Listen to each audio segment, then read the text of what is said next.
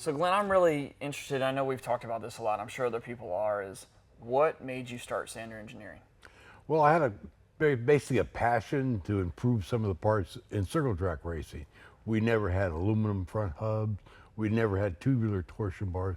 So all that was my vision from the start, that I could improve and add items in. So just on a passion and a vision, you went for it. Yes, I did. I think you told me once that you did this just after recently getting married as well, right? Just as Yes, I got married and I told my wife I'm quitting my job. That sounds like something you would do. Well, you're still married, so you Yeah, I'm must have still made it married, through. so I did it pretty good. Yeah, you did good. You did good. So, what were some of the first parts that you made in Sander Engineering? We first started with some aluminum hubs, so we'd make maybe 1 or 2 sets of aluminum front hubs, and they were knockoff at the time. They were a lot more bulky than they are today, but we picked good material. We made them out of 2024, and luckily for me, I knew a lot of people that were racing, and I got my parts on cars that were running good, so people could see they would hold up. So this was, we've talked about this was 1979, 79, right? So you correct. started the business the year I was born. Yeah. Not poking at you at all by any means, but kind of special for me. Yeah. And you made aluminum hubs. Aluminum hubs hadn't been made at that time. So, No. how'd you get someone to put them on the car? Did they think you were trying to kill them or? No, I begged them. So I was lucky to have drivers like Dean Thompson and the Brahmies. We're good, close friends, and they had confidence that we could build good parts. And of course they wanted to win, right? So, you weren't Yes. just trying to make different parts, Yes. you were trying to make better parts. Yes, we went from steel front hubs to aluminum, which is a big change. And so how long did that take to take off? Was it the first night out, everybody was blown away, or how'd that go? No, we took around 6 months, till the middle of the year, and people started catching on. At first, we didn't tell anybody because we didn't want to have a problem, and everybody knew what the problem was. So we kind of kept it under wraps for a little bit. He ran at Ascot every week, and they held up fine. So by the middle of the year, we were starting to tell people that we could produce them. Well, and I think, you mentioned Ascot, and I think that's one, when I was a little kid, I went to Ascot for motorcycle racing. Actually, my family was into that. And as we've discussed for the last several years about making this transition between the two of us, the time that I've spent in LA, I'm from Fresno, but hadn't spent a lot of time in LA other than down to see yourself and Ron Shaver, but not really a lot of time there day after day. And in this transition, I've got to do that, not to mention we've gone and met so many of the different vendors that we use. And, I think if you're in California, and especially if you have a racing background, well, I would say you probably understand it, but I truly didn't. So, racing, like LA was the mecca of racing in the 70s and 80s, right? So I think that's one thing that's so neat is when you go down there and you have all of these folks like yourself that have all this history embedded in racing, and the reality of, racing's big in Pennsylvania and Ohio and places like that now, but really open wheel racing, unless I'm wrong, really got its roots are in Southern California. Is that true? Yes, they were, and I was lucky enough to get out of high school in 1965 and go right to work for Halibran Engineering, which was one of the big suppliers of circle track parts. So we made rear ends, driveline parts, mag wheels in those days. So we talked about that. So you say we made those things, but what specifically did you do at Halibran during that time? During that time, I started out by making magnesium wheels, machining magnesium wheels, which we did on just a basic lathe. And from then, we had more people that were making them. And as the mag wheel business slowed down a little bit, I started making open tube axles. So I was in charge of making open tube axles, in charge of making torsion bars, which were all solid at the time. So it's interesting to hear you say that. So we had steel hubs, but we had magnesium wheels. Yes. Now it's the other way around. Now we went to stronger aluminum hubs, right? Yeah. Well, not necessarily stronger wheels. We went to aluminum wheels, but we also made them lighter just by making them Correct. thinner, right? Yes. So, so you make the decision to leave Halibran and start your own business, and like you said, it took 6 months for it to take off, right? So. Started making aluminum hubs. So when did wheels come into play? When did that start? Well, I didn't start doing, I always had a passion to do wheels, but I could never afford to buy the equipment needed. So it wasn't until 1991, where I moved to a bigger facility, that I dove into making wheels. And when you dove into making wheels, how'd that go? it went a little slower than I thought. I thought I could develop them a little quicker, but it pretty much took us a year to develop them. But we bought all the latest equipment. We had the auto spinning lathe, a lot of stuff that people didn't use. So I love this story, and you're being modest. I love the story that you shared with me of, you know, when you started Wheels, people said that, you know, oh, it'd take you a year to figure it out. And you're like, no way, right? That's right. Well, I always told them, I'm a good enough machinist, I can figure it out in a week or two. Yeah. But it basically took me over a year to develop all the parts. And through developing those parts, I mean, obviously, in our transition here, I've begun to understand things that I thought I understood, and there was just so much to it and so many steps, and you know, it takes a lot of people, right? It's Yes. not just, yeah, you have an idea, Yeah. but from the spinning to the heat treating to the machining to the, honestly, just getting the material is a chore, right? So, what do you see different today versus when you started then as far as those things? Well, a lot of them are similar. I think we can get better aluminum. What we did is we get aluminum that's worked a little bit more. So the grain structure is a little finer, so it does a better job at spinning aluminum. It's not so grainy. So that's an improvement that we learned through the years. We also, after we do a rough spin, so we rough spin the wheel, send it to heat treat to get it T4'd, and then when we get it back, we finish spin it. So that way it's a lot truer.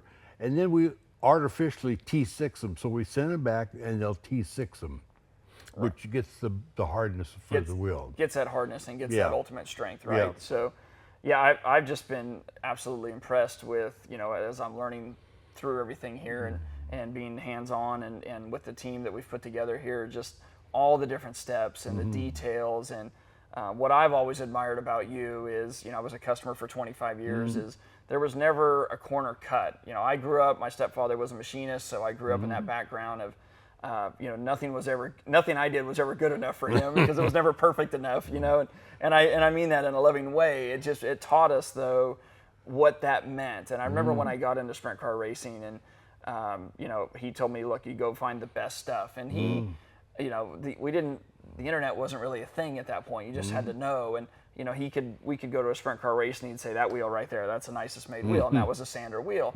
And so it's the first wheel I ever bought. It'll be the last wheel I ever buy. Fortunately, I don't have to buy them anymore. I bought the whole darn thing. But Thank you. yeah, but it's, you know, but it's why we're sitting here today. It's why I'm sitting here today, because I've always known it's been the best product. I've always, you know, I got to know you and understood the passion and the work ethic that you put into it, and that there is no, oh, well, we can't get the good material, let's buy the cheap material. Like, that's never even a thought, you know, and it's a great product, and the work that goes into that, I think, has just been amazing. So I congratulate you on 44 years.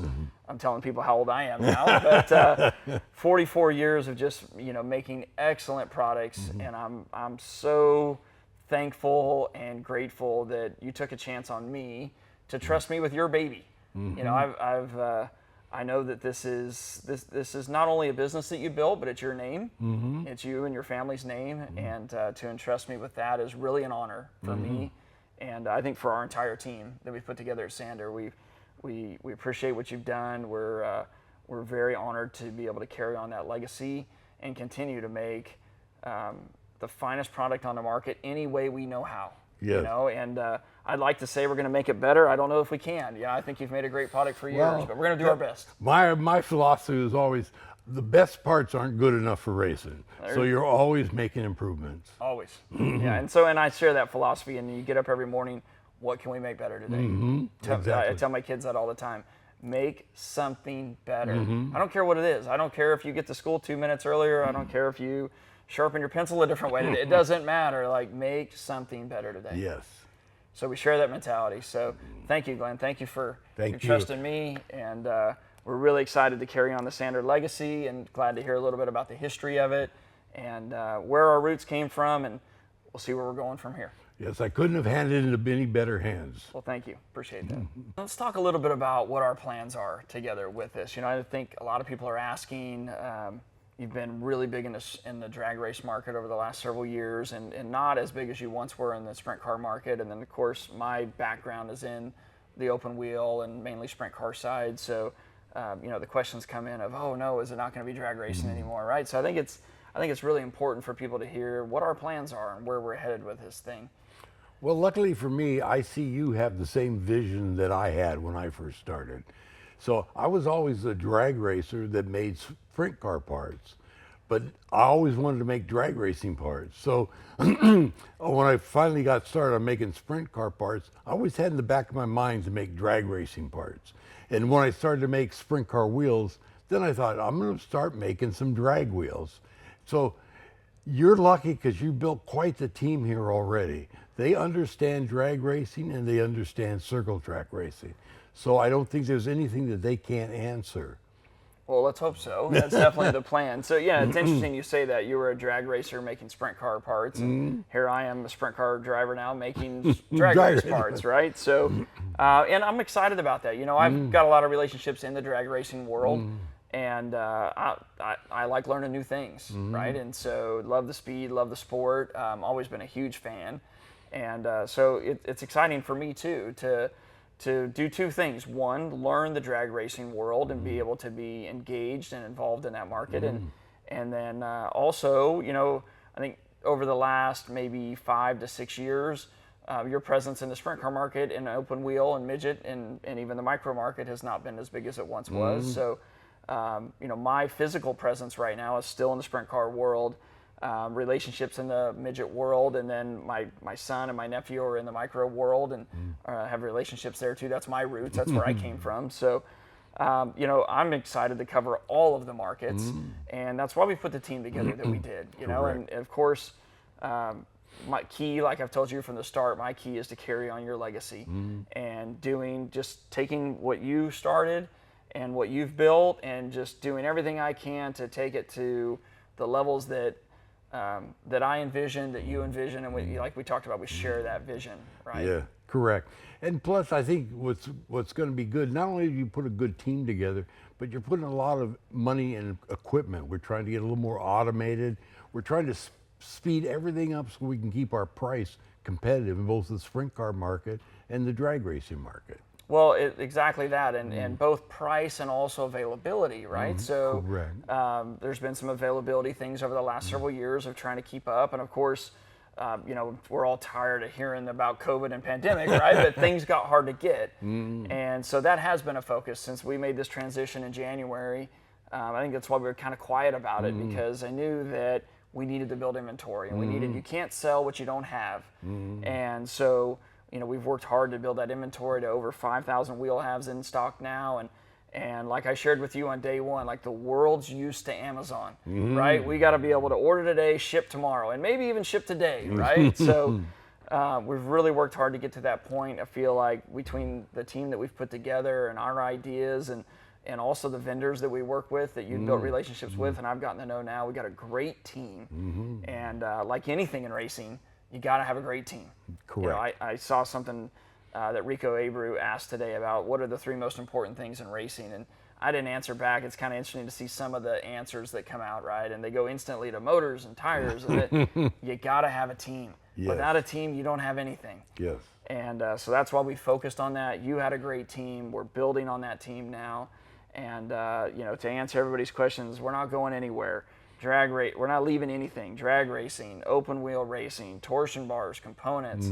It's all coming back. Yes. As fast as we can get it back. We have the knowledge to do all of it. Yes. And we're also going to do improvements. Yes, yes. So, you know, with the new machinery, being able to keep the price point where it needs to be, make some improvements, you know, make things, there's new technology out there. There's different bearings, there's different things, there's things that we can bring into it, and that's what I'm excited about. I'm excited about all of it, but really excited about, and it's not, I wouldn't say I'm excited to put my spin on it. I'm excited about what we can do together with the team that we've assembled, with the capabilities there, with your vision, and you know, you're not going anywhere either. No, we're not going to let you. I'm not going to let that go. Yeah, we're not going to let you go anywhere either. So it's really, like I said, I think I've said this before, it's an honor to work with you. I'm excited about where we're going, and you know, to all of our customers, both past, present, and future, we're here to stay. We're making the investment both in time, equipment, people, materials, whatever it takes, and to be able to put our heads together now and bring the best possible product to the markets that we're involved in, and probably future markets. Well, I think you're exactly right. The big problem I had is not having inventory. So we were making parts and always being 4 or 5 weeks behind. And I like your vision of trying to get as quick as we can. And I think with the inventory you have right now, pretty much you could get most orders by the end of the week, if not a day or two. Yes, exactly. And that's been our goal, and the team's been hard at work here putting the hours in, both to improve processes to make them quicker, and also just to build as much product as we can, as fast as we can, to be able to service that. So we're excited about where we are, and really, really excited about where we're going. I am too, and I love helping. Yes, and we love having you help. Big help. A lot of knowledge in your head right there. So thank you again for the opportunity, and looking forward to what we can do, and looking forward to working with all of you.